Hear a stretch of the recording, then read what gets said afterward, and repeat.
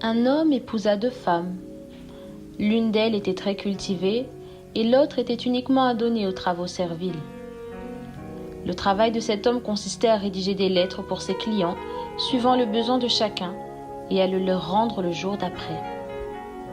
À son retour chez lui, il déposa son sac dans son bureau et alla prendre son bain.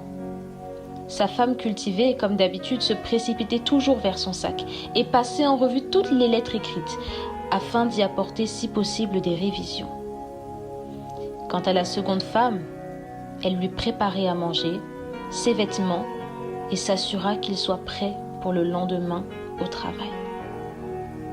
Il arriva un jour que la première femme fut malade et le mari ne remarqua pas son absence et son travail ne fut point affecté.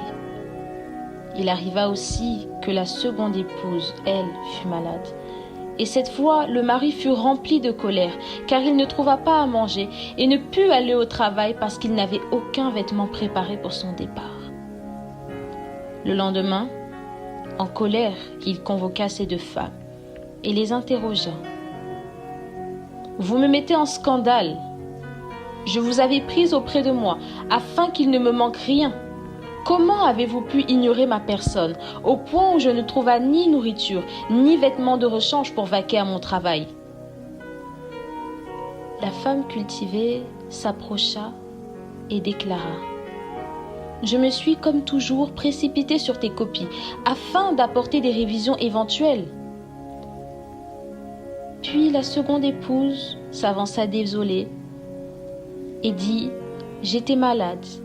Et je n'ai pas pu faire la cuisine, ni préparer tes vêtements d'ailleurs, comme à mon habitude. »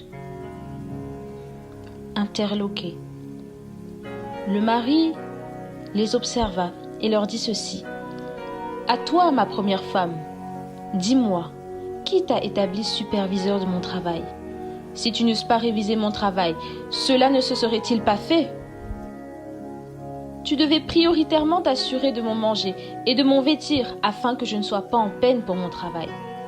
Quant à toi, seconde épouse, pourquoi n'as-tu pas prévenu ta sœur que tu n'avais ni préparé à manger ni mon vêtement afin qu'elle s'en charge ? Tu as ainsi montré que tu le faisais depuis tout ce temps pour ta propre gloire et non pour me servir. À toi qui m'écoutes, retiens ceci.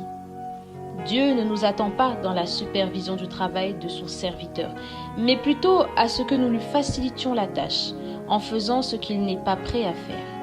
Nous sommes l'épouse, et en tant que telle, la priorité est d'être une aide pour le Seigneur.